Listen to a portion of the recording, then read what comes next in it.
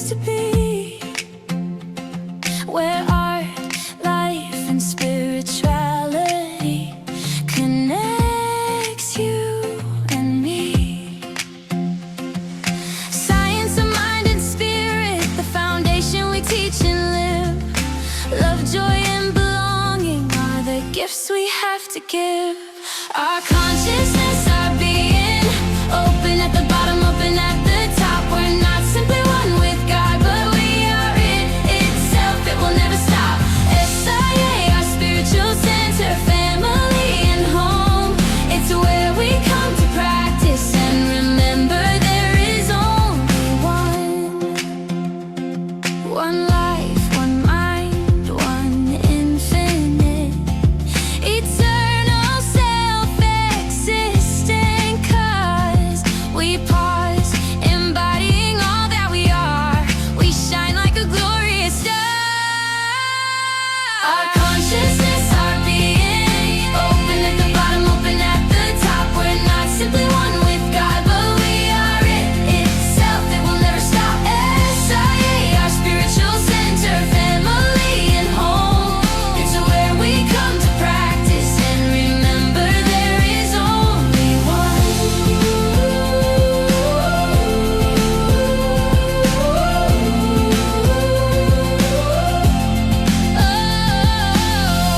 Spirituality is our way of life. We value laughter, truth, and justice.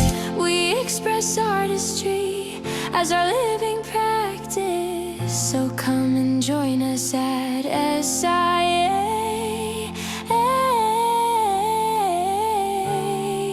Know you found a community that will love you every day.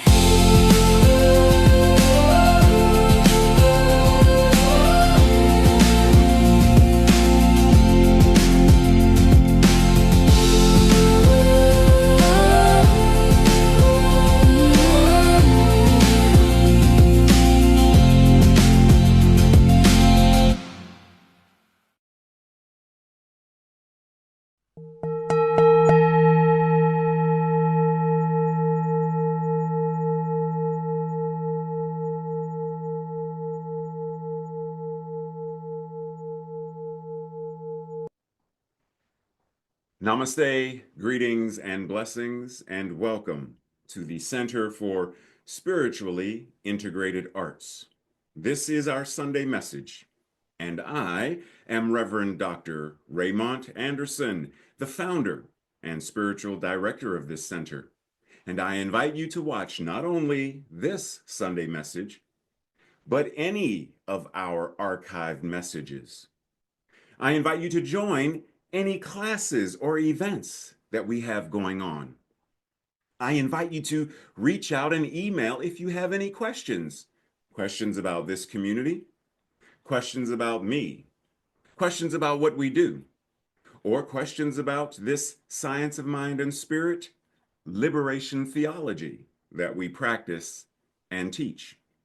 And if by chance you find yourself seeking beloved community with other like-minded beings, even if you already belong, are a member of another community, church, or center, you are more than free to have multiple affiliations wherever you are fed and find community. You are invited.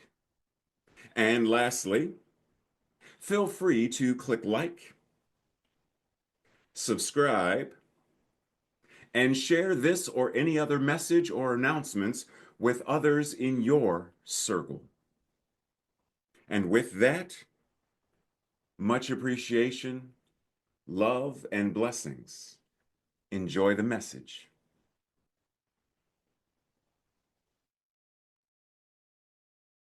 SIA is the place to be.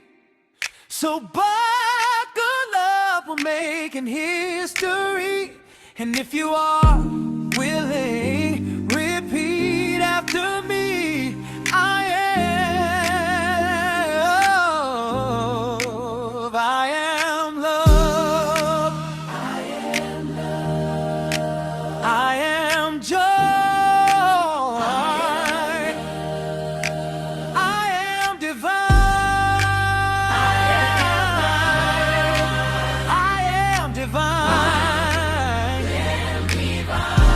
it right. One more time. I am love. I am joy.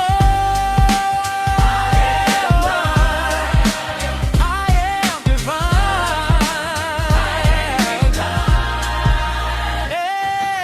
Amen. Yes, you are. Amen. Yes, you are. Now today's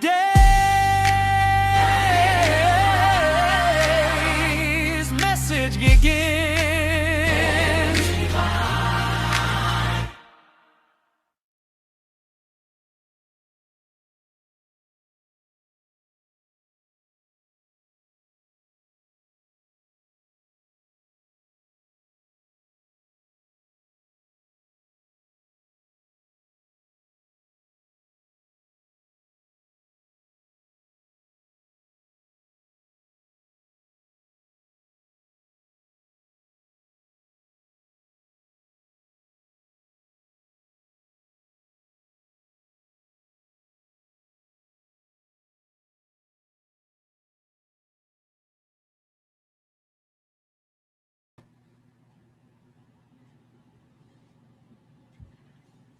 Traveling in a world of my creation. Hello and welcome to our second week of March 8th. Traveling in a world of my creation. Okay, so let's just jump on in. If you're ready, let's go. So this week we're going to start off by asking ourselves this question. What is the landscape of my inner world? What are the topographical features of that inner landscape? How am I creating, or how have I been creating, and how am I continuing to create, and how am I recreating this inner landscape, this inner world? What goes into the creation of it? How am I constructing it? How does the inner construction, the inner landscape, the inner world, how does it show up and or impact the outer world or my outer experience of life? See, because the more we understand about how this creation process works, the more effectively we can steward it. So this week, we actively choose to reclaim desire, our want, as a divine impulse. See, because oftentimes in spiritual things, we're like, you're not supposed to want, non-attachment, do not be attached, have no desire. No, when I am hungry, my body desires, my body wants nourishment, and it tells me so by, oh, excuse me, I need some food. So want, desire, there's nothing wrong with it. It's what we do with it. When we recognize it as a divine impulse, it changes how we show up. When we practice unity without trying to make everything and everyone the same, uniformity, when we, like a museum curator, when we actively curate kindness, a kinder inner and a kinder outer climate experience without the fear of shaking the earth and erupting as a volcano when necessary. See, because keep in mind that when a volcano erupts, the lava can form new land masses. It can be a creative explosion from the turmoil and the fire and the chaos comes creation. So we need not be afraid of shaking things up when it's needed. Excuse me. So, topography. What that mean? What that word mean? Topography or topographic. It relates to the arrangement of the physical features of an area. It's as simple as that. So topography is the study and the mapping of shape, elevation, various physical features of the Earth's land surfaces. Right? So whether it's a natural terrain or it's a cityscape, it matters not. Terrain is terrain. Topography or topographic is everywhere. So our question once again comes back to, well, we're not necessarily talking about our outer topography of nature and cities. What are we? Oh, we're talking about the inner. Okay, so keep that in mind. The inner topography. Breathe. Thoughts are things. So we find that different kinds of thoughts become different kinds of things. Thought is always creative. It must always create after its own type. It must always give form to something, and the something to which it gives form is not a thing of itself, because the thought that creates the form is a product of the thinker. The thinker comes first, then the thought, then the form.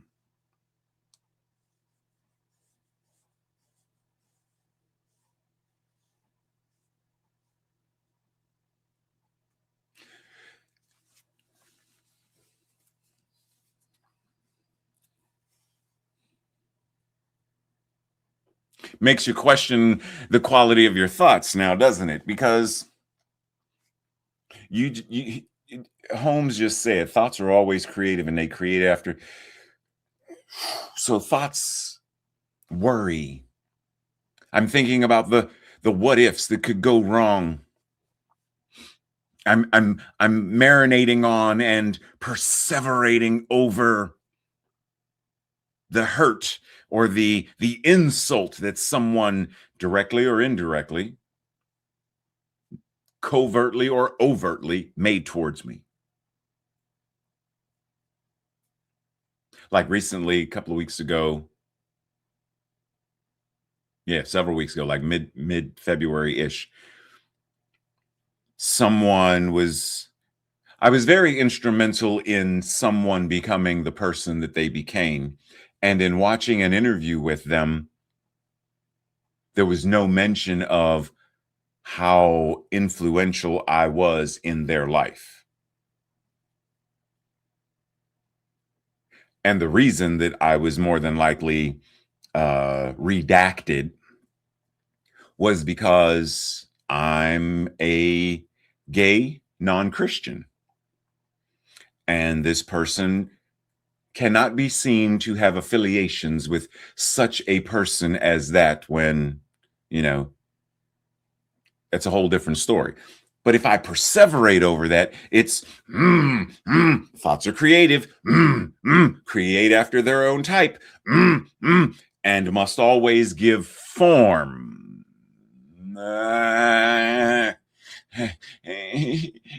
There's the practice.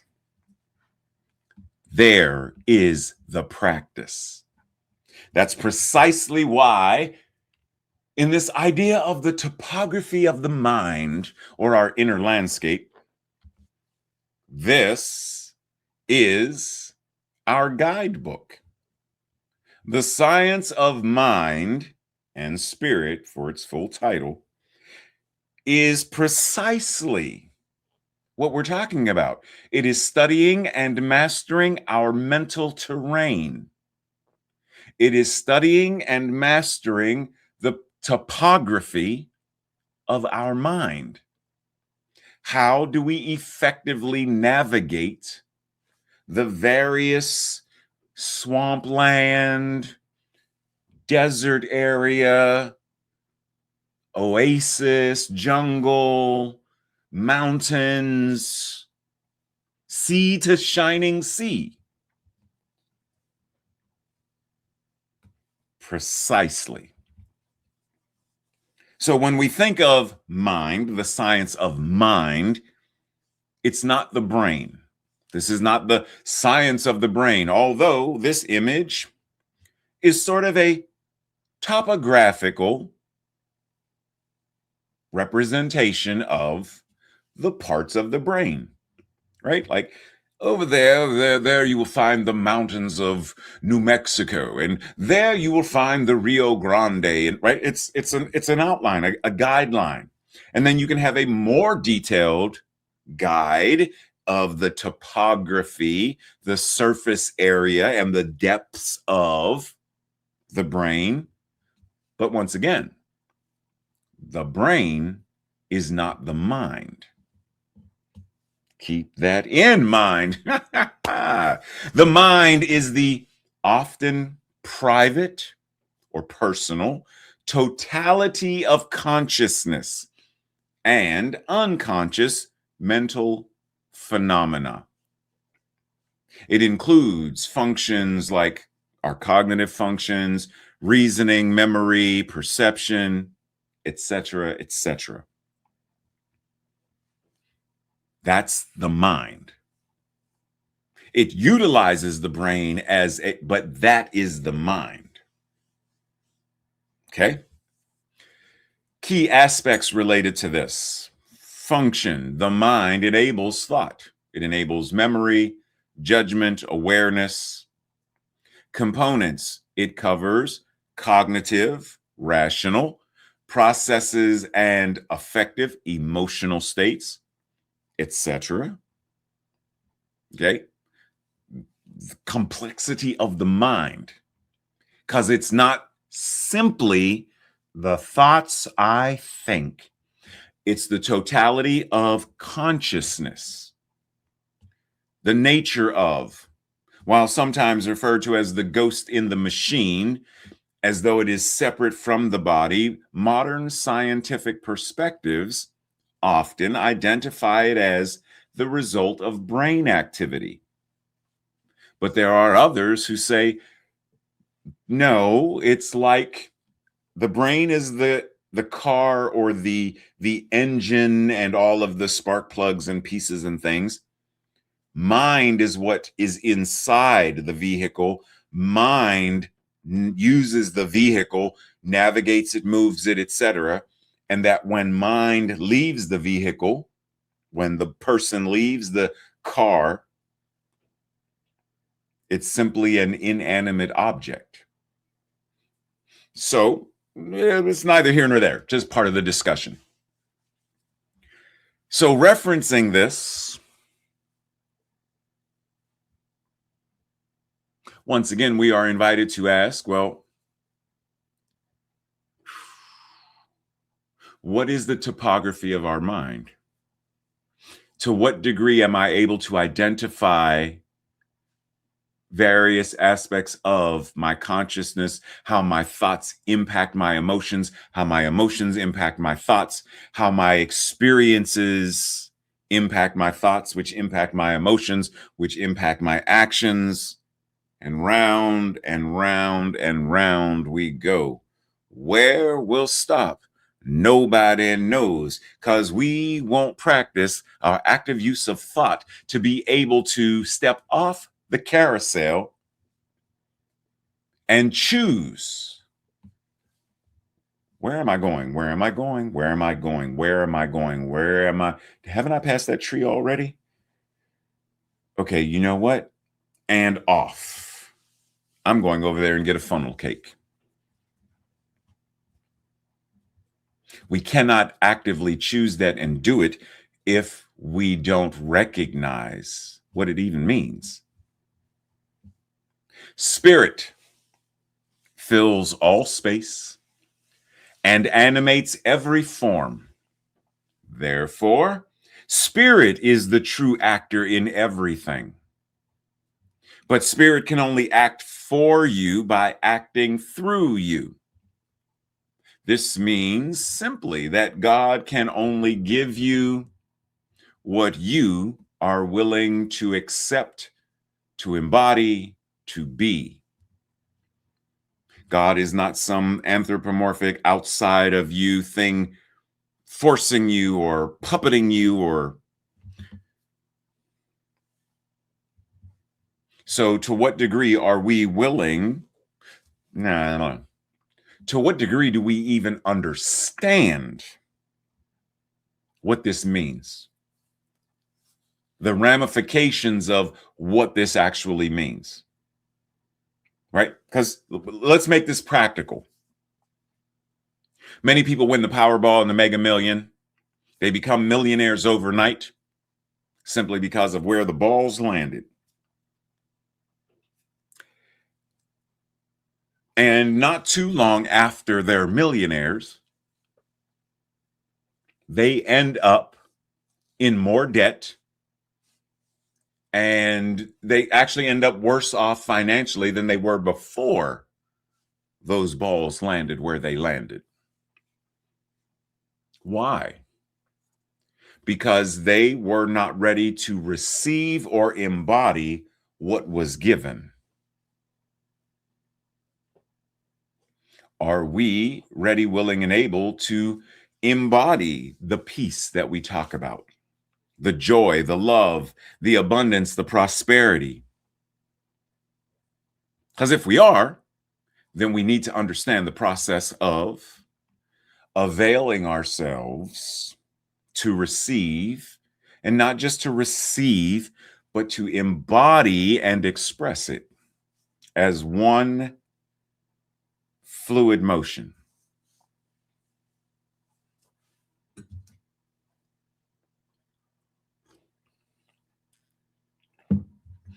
It is impossible for you to receive that which your mind refuses to accept. Thank you all very much. That concludes our message for what? It is impossible for you to receive that which your mind refuses to accept. If you desire to receive more, you need to consciously develop the ability to mentally encompass it. If you desire to receive more money, you need to consciously develop the ability to mentally encompass it.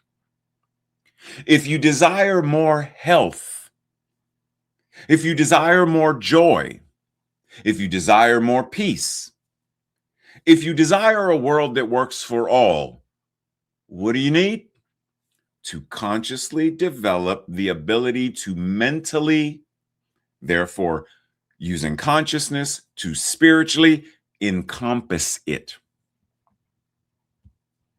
You make your life mean little and limit its possibilities when you refuse to accept the whole gift of God. We make our lives small when we think small. When we attempt to shrink consciousness, we refuse to allow ourselves to accept or to even acknowledge and recognize the totality of goodness that is available to us. Because if we did that, just that simple thing, if we did that, we would already have systems in place that ensured everyone had nutritious, sustainable food. It would already be a done deal. We would already have medical care, mental health care, etc. for all, regardless of their income, it would be a natural, normal byproduct available to all. But we limit that because we look at finances, well, some people look at finances the way vampires look at blood. I need to drain it to survive. Well, wait a minute. When you drain, what happens to them? Well, they either become one of us or they die. Wait a minute. We make our lives little. We make this experience of life little. We limit the possibilities. But as you open your consciousness to a greater receptivity and embodiment of the divine, to an enlarged concept of the good that can flow and flood and circulate and show up as your experience, life will take on an entirely new, wonderful, beautiful, and orgasmically blissful experience and meaning. Are we willing to enlarge the concept? Or are we going to continue to waste, as the Japanese term motonai represents? It's a Japanese term that expresses the idea of regret for having wasted something. Roughly, it translates to, what a waste, or waste not, want not. Now, we're not going to go through this whole thing, but I want you to focus on the 4 R's: reduce, reuse, recycle, repeat. Keep that in mind. It's going to come back again. What a waste. In what way are we wasting precious property, mental property, the terrain of our minds and consciousness? Well, this entire city is relegated to, worry. Well, what's across the street? What's over there? Oh, that's the neighborhood of doubt. And not even life-affirming doubt. It's non-life-affirming doubt. Well, okay, so where do I want to build my house then? Because I don't want to build my house in. So what's across the train tracks? Oh, you definitely don't want to go over there. That's low self-worth and self-pity and such a horrible neighborhood. Wait a minute. Why are we wasting so much of our mental terrain, mental capacity, spiritual power, when we can choose other? So I invite you to come back to this concept of motonai and read, more of the slides, because as example, the environmental philosophy it says it promotes sustainability by valuing everything, valuing food or food scraps, valuing old tools. They're still usable. Or if we take them apart and use the various, but we can still use.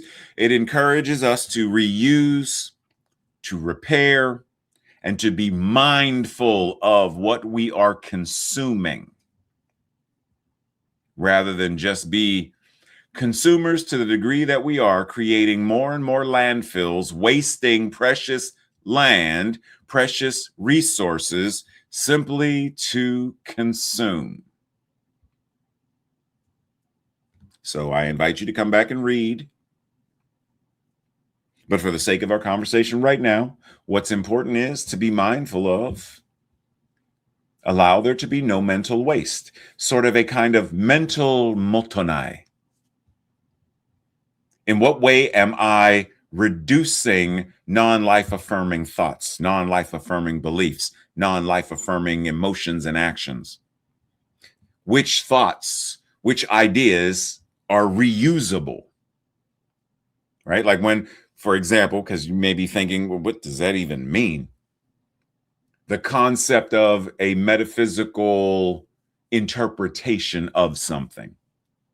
When I reference the story of Cain and Abel and I say, am I my brother's keeper? I reuse that and say, am I my brother's keeper? Am I my sister's keeper? Am I the keeper of my non-gender conforming, gender fluid, non-binary sibling? Am I their keeper? I am not the keeper of them. I am them, and they are me. That's reusing it.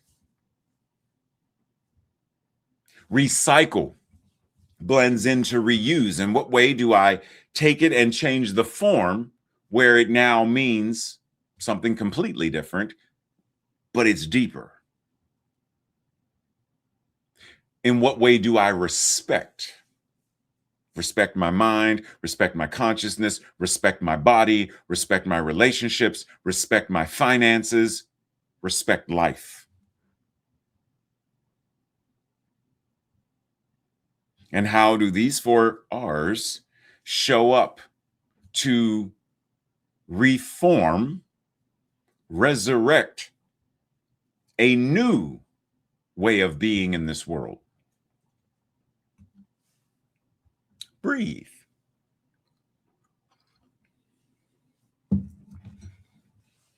It is not going to take any more faith than we have now.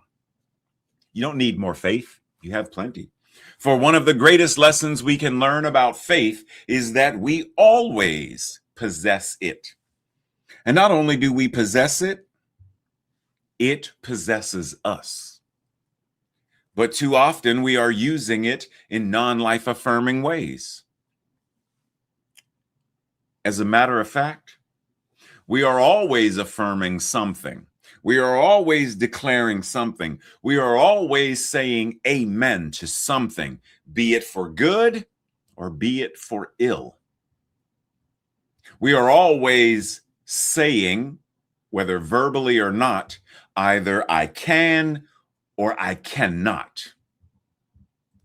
What we need to do, what we are invited to do, is to eliminate this non-life affirming energy and way of being and accentuate and emphasize that which is life affirming.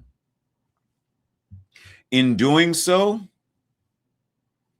this we shall gradually move into, acquire, embody the habit, the default setting of life affirming thinking. Take that in, breathe that in before we go to this. Take that in, breathe it in.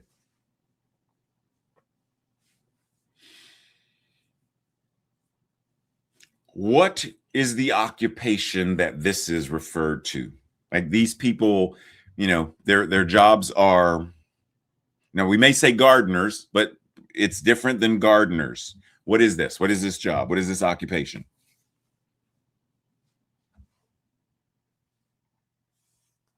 Landscaper. Okay, but if I ask you to describe, what does a landscaper do? Okay. Landscapers design, install, and maintain outdoor spaces. You can go on with, you know, the services go from planting and lawn care. And yes, they design, they install, and they maintain outdoor spaces, yards, parks. That's what they do. But what about this one? It's similar and yet not. You know what this one is?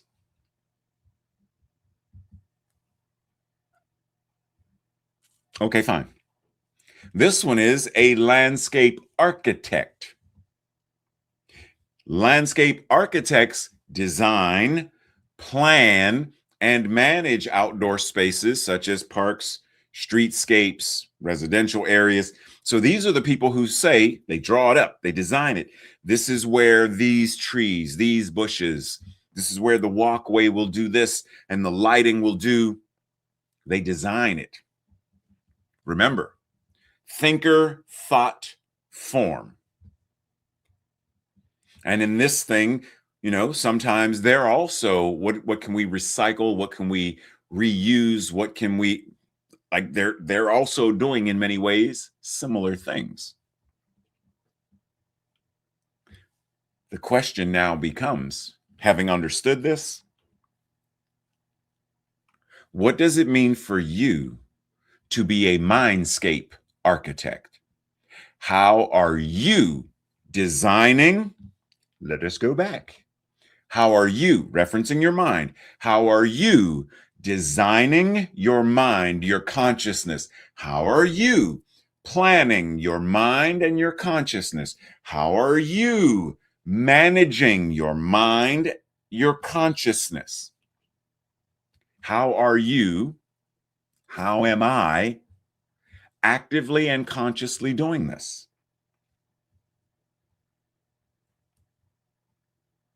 Because this is the science of mind and spirit. Every thought, every word, every emotion and feeling, and every action reinforces the foundations of our inner and outer landscapes. How honest are we being with how we are stewarding this terrain? Are we truly being honest with what's going on internally and externally?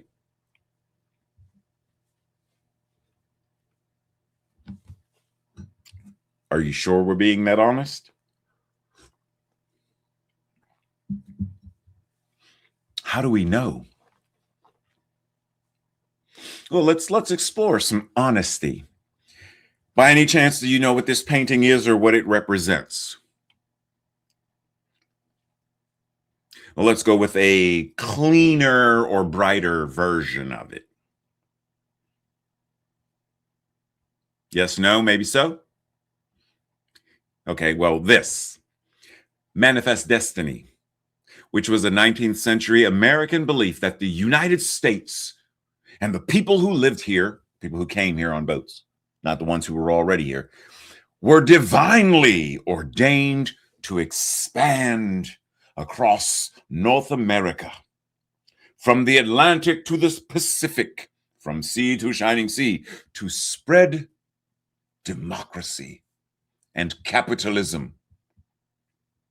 The term was coined in 1845, and this ideology justified westward expansion. It justified the Mexican-American War. It justified the forced displacement and attempted genocide of the Native Americans, the indigenous Americans. It also is the foremother of Jim Crow segregation, or prior to that, the transatlantic slave trade, Japanese internment, Chinese on the railroad, and we could go on. Are we going to be honest enough to recognize her true form? Because manifest destiny in and of itself, no, it's okay, it's a thing.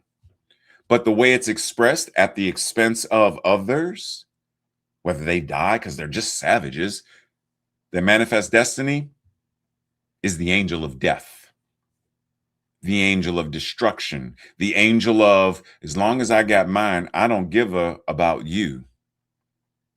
Which is why we have big pharma doing what it does, and capitalism doing what it does, toxic capitalism doing what it does, and corrupt politicians doing what they do. And that's why.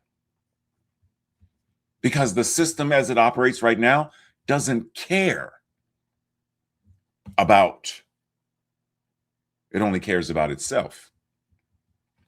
So I'm proposing, since we're talking about mental landscapes and whatnot, I'm proposing we step into a place of what is the new manifest destiny? How do we create a more life-affirming understanding and ideology of? How do we become the alchemist of new thought, of consciousness?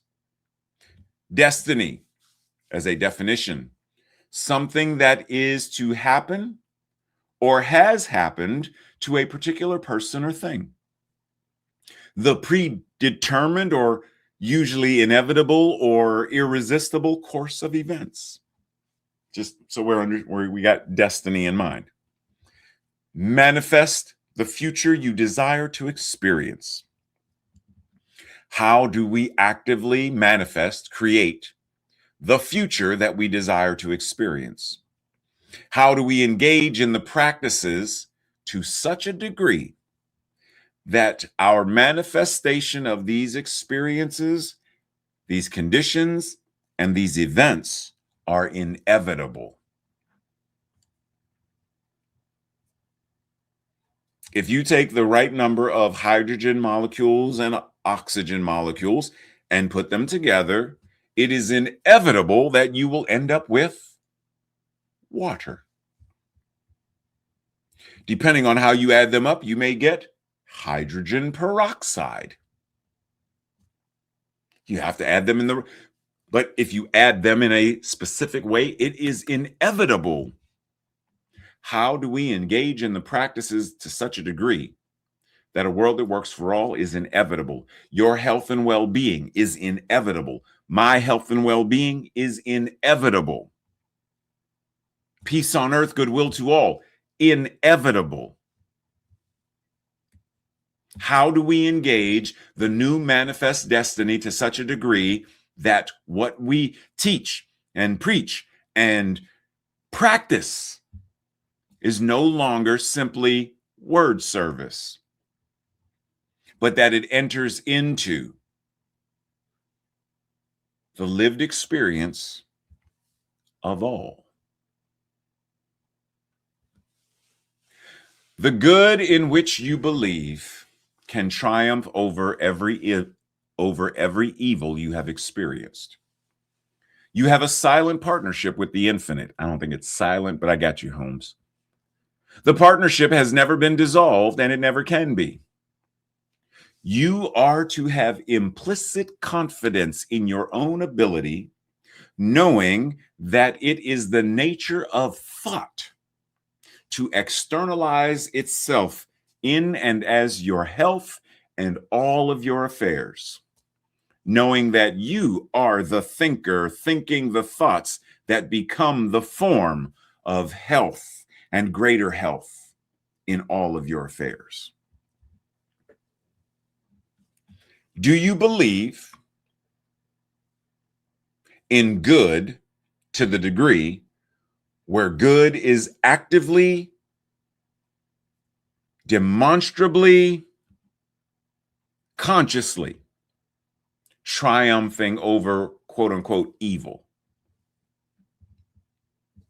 The good in which you believe, the good in which you practice, the good in which there is can triumph over every evil that we experience. Because evil in and of itself is not a thing. Evil is triggered by a consciousness, thoughts that produce certain things which we refer to as evil. Do we believe in the good to such a degree, as Holmes said, that we know how to prevent serial killers? We know how to heal them before they become harmful. We know how to effectively treat and move our feet.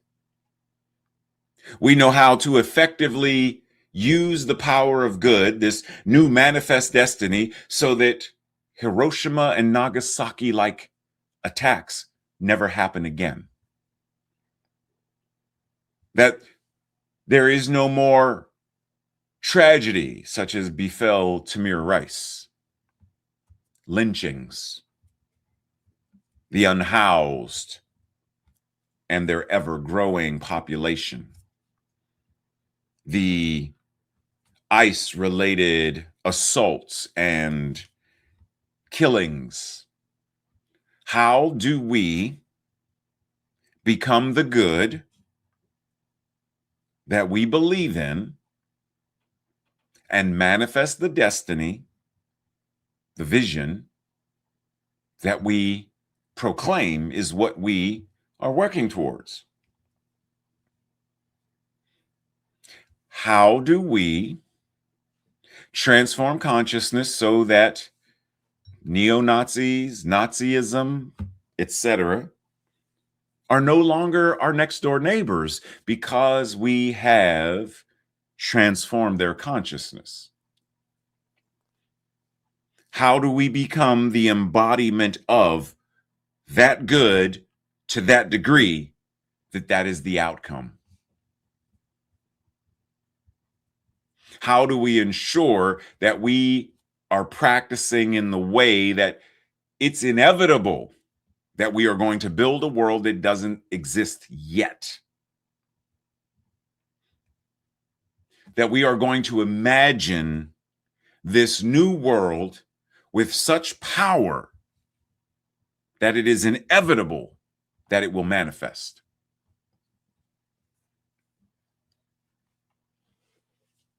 That when we hear or read the words from Senor Wonka, if you want to view paradise, simply look around and view it.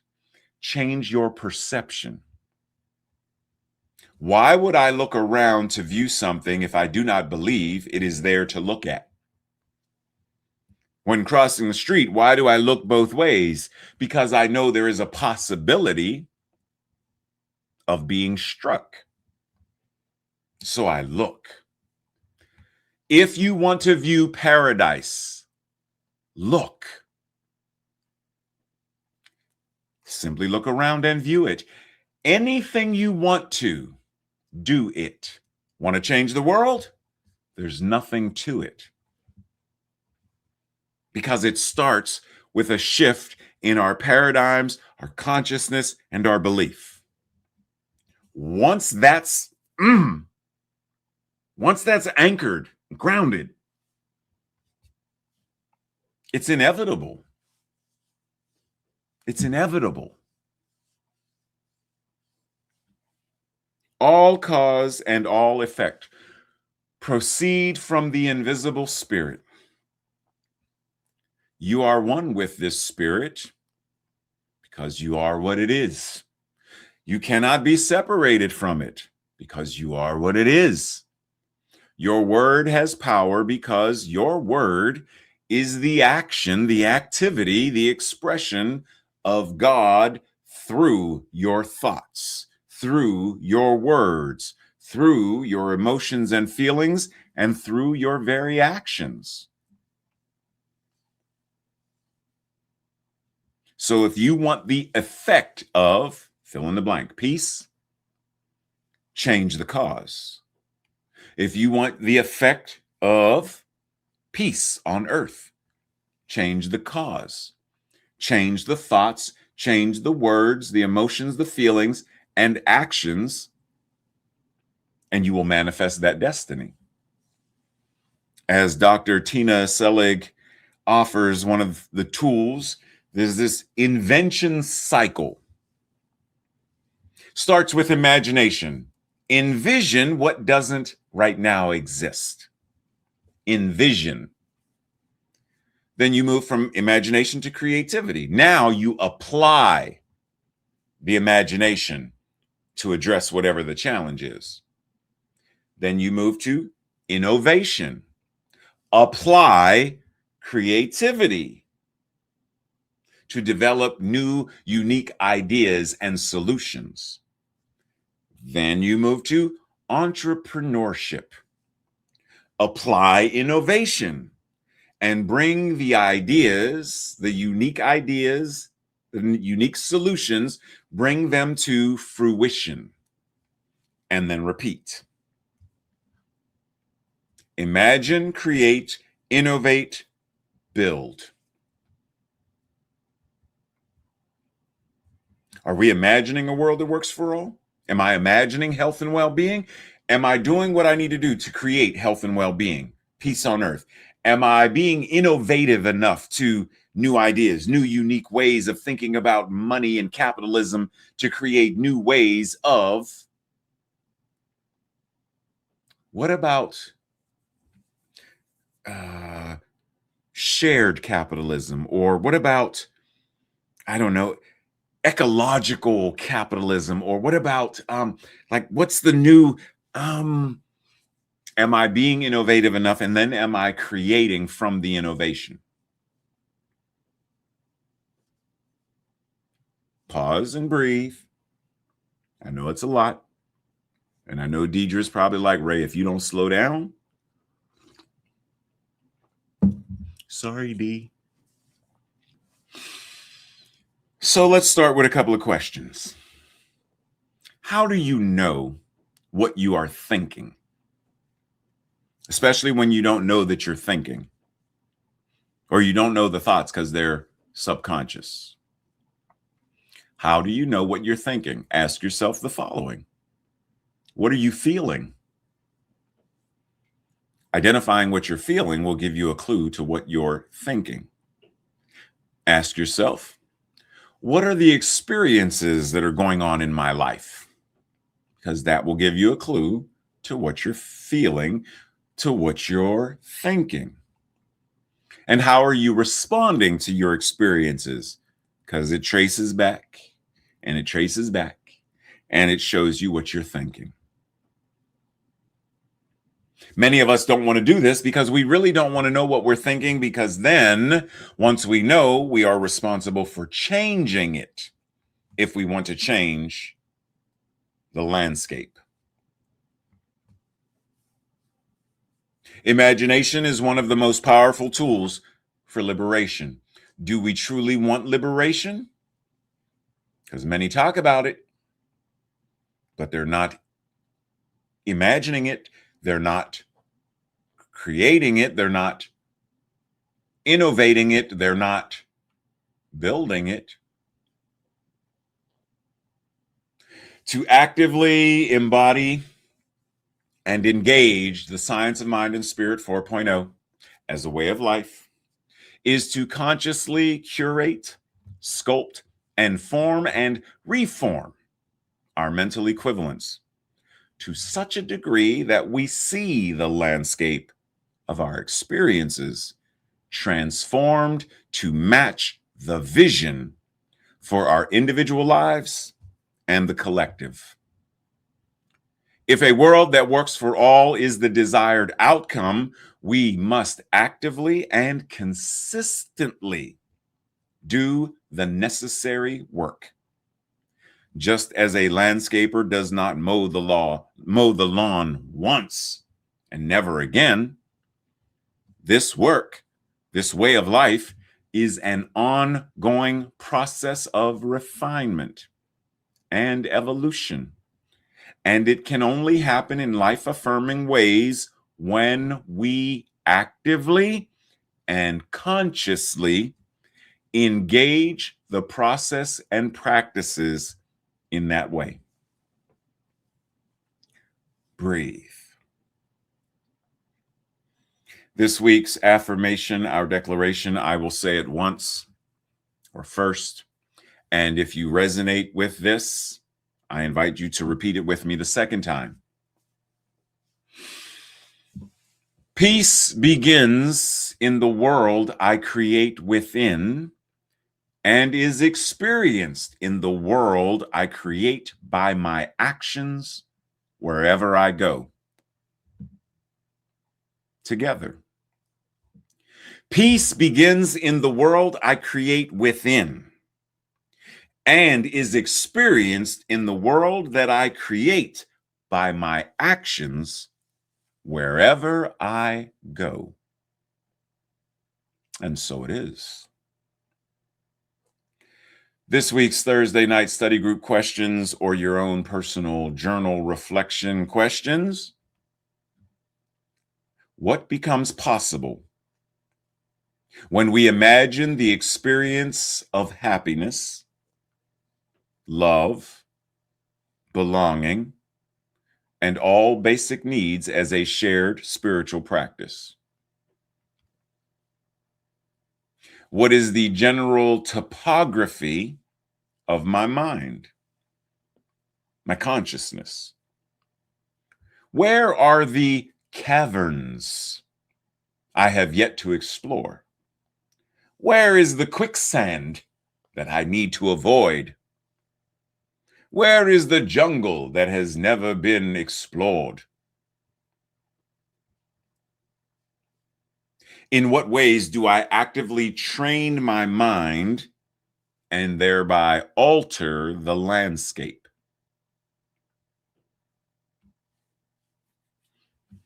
In what ways do I, or have I at one time, wasted my mental resources? And how does or how did this waste show up in my life?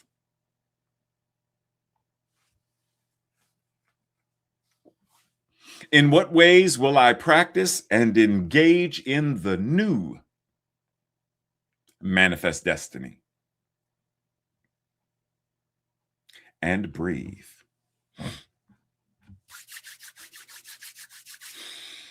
For your practice regarding what kind of conversation am I having this week?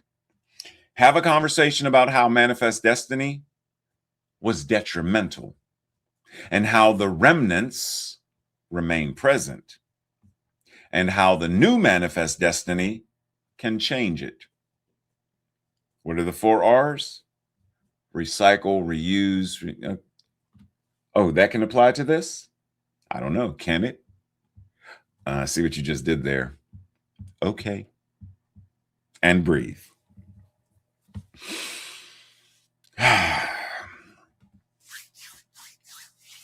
So we enter into this space where there is absolutely no separation between the thought and the creation. In that space of imagination, the moment it is imagined, it is already fully formed. It is already there. Time is not a factor in that space of awareness. And so we utilize our imagination as the activity of prayer, knowing that as soon as the first word of a prayer is spoken, it is already linked, inevitably, to the last word, amen. In the same way, the imagination, as soon as peace, amen. As soon as health, amen. As soon as whatever that is imagined, a world that works for all, amen. There is no separation, there is no time. It is there. It has been imagined. It has been created. Innovation has been utilized, and it is built. And now that it is fully formed and fully functioning internally in that space of my consciousness, I now do what I need to do to embody it, to allow my mental equivalents to align with it, and to bring it into fruition. In other words, to manifest destiny, to manifest the amen. That is the very power of the science of mind and spirit, new thought. It gives us the ability to imagine a thing. If you want to view paradise, if you want to experience health and well-being, simply look around and experience. Simply look around and embody. Simply look around and see yourself as the very embodiment of, the very expression of that thing. And live it, breathe it, be it, do it. And amen. The law is already responding to us, and amen. The universe is already responding and moving through us and breathing us, amen. then let us choose in this moment to do so more actively and consciously. No more mental motonai, no more mental waste. We actively and consciously use every thought, every word, every syllable, every breath, every emotion, every feeling, all the energy, every action, and every activity. We use it as a divine demonstration of our sacredness, our holiness, our love, our power, our divinity. And the law continues to respond. Amen. Amen. And so it is. And so it is. Much love and appreciation. Thank you for tuning in.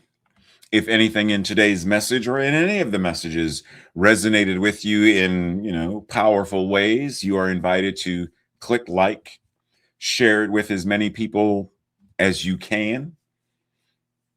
Engage in the discussion, engage in the classes, engage in the workshops and the things that we do so that we can collectively manifest destiny.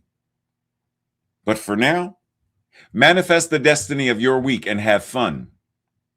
Manifest the destiny of your week and make it a week of joy, of love, of community, of peacefulness and gratitude. And we will see you soon. You are loved. You are appreciated. And so it is.